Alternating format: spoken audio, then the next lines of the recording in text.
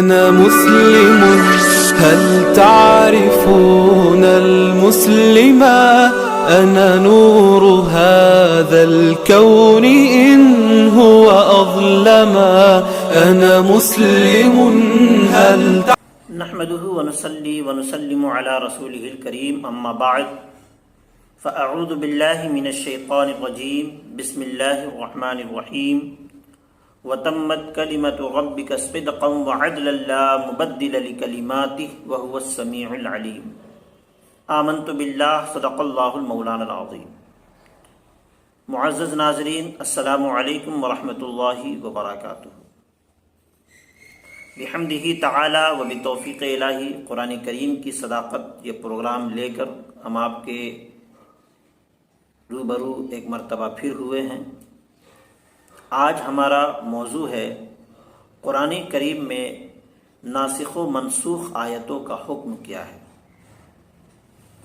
جیسا کہ آپ کو معلوم ہے، قرآن کریم ظاہراً تو صرف معلوم ہوتی ہے کہ ایک کتاب ہے جسے پڑھنا ہے اور تلاوت کرنا ہے، لیکن دراصل یہ بحر العلوم ہے۔ اس میں جتنا انسان غوطہ لگاتا ہے اتنے ہیرے جواہر پاتا ہے۔ صحابہ کرام رضوان اللہ تعالی علیہم اجمعین کی زندگی کے بعد اہل تحقیق نے قرآن کریم میں اپنی صلاحیت اور اپنی بساط کے مطابق غور و فکر کیا، اسی کے تحت قلم اٹھایا۔ بے شمار علوم و فنون میں سے ایک علم قرآن کریم کی آیتوں کا ناسخ اور منسوخ ہونا بھی ہے۔ اب اس کے 3 قسم کے نسخ ہوتے ہیں۔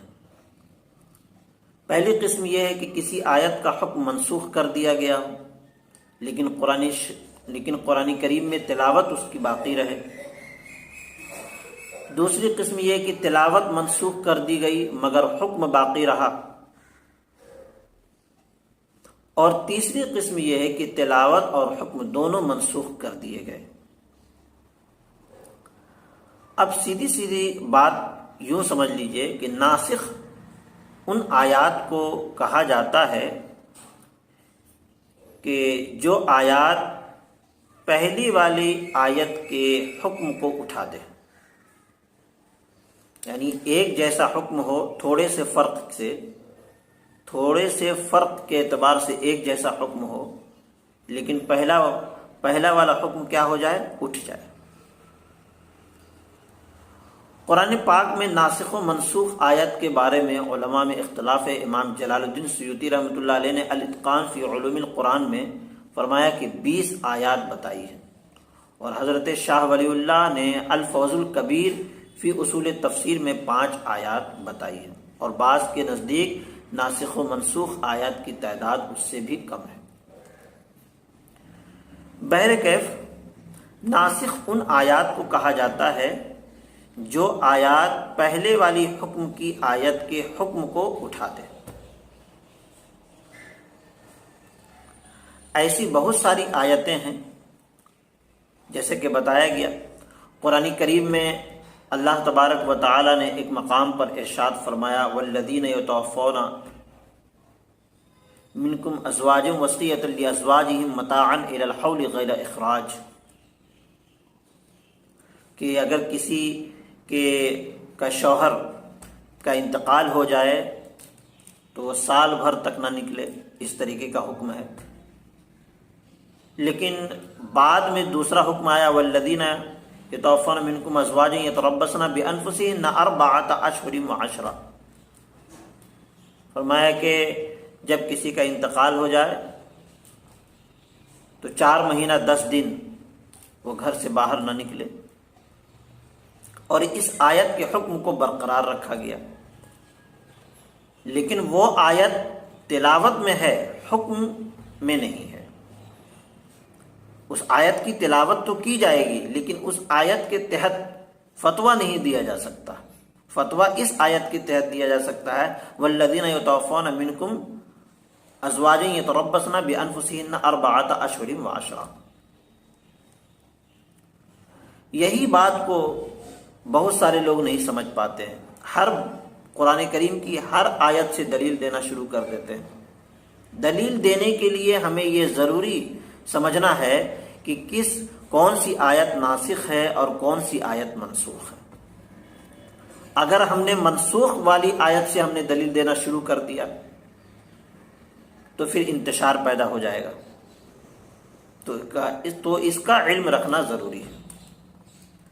میں نے ناسخ و منسوخ کا حکم اس لیے سمجھایا کہ میں اگلی نشست میں جن آیات کی تلاوت میں کرنے والا ہوں اس میں یہ باتیں آئیں گی، اس لیے میں نے سوچا کہ اس بات کا ذکر کرنے سے پہلے آپ کے ذہن کو اس بات کے لیے تیار کر لیا جائے کہ ناسخ کا حکم الگ ہے، منسوخ کا حکم الگ ہے۔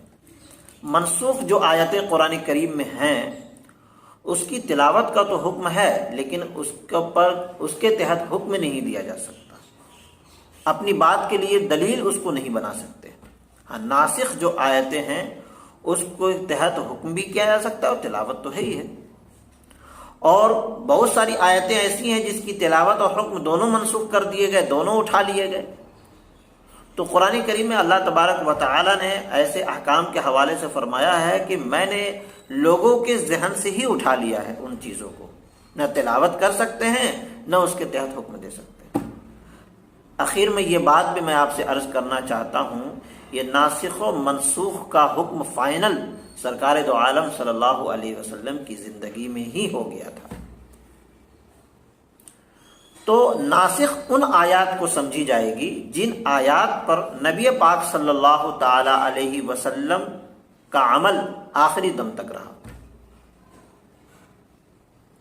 اور اسی آیات کی روشنی میں حکم سنایا جائے گا۔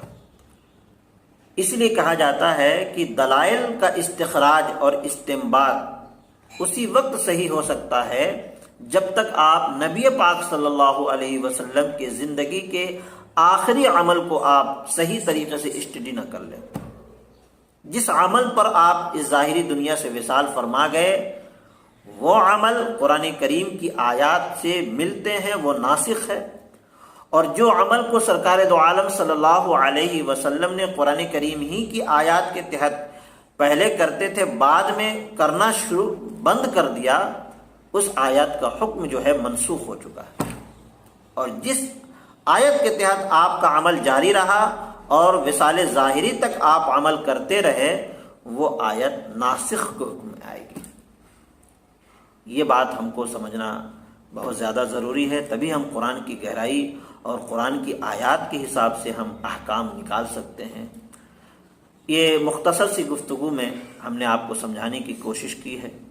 اللہ رب العزت کی بارگاہ میں دعا ہے کہ مولا کریم ہم سب کو قرآن کریم کی صحیح سمجھ رکھنے کی سچی توفیق عطا فرمائے، اور قرآن کریم میں غور و فکر کرنے کی توفیق عطا فرمائے، اس کی تلاوت کا ہم سب کے اندر شوق اور ذوق عطا فرمائے۔ وما توفیقی الا باللہ، استغفر اللہ ربی من کل ذنب واتوب الیہ، لا الہ الا اللہ محمد رسول اللہ صلی اللہ تعالی علیہ وسلم، وما علینا الا البلاغ۔ السلام علیکم ورحمۃ اللہ وبرکاتہ۔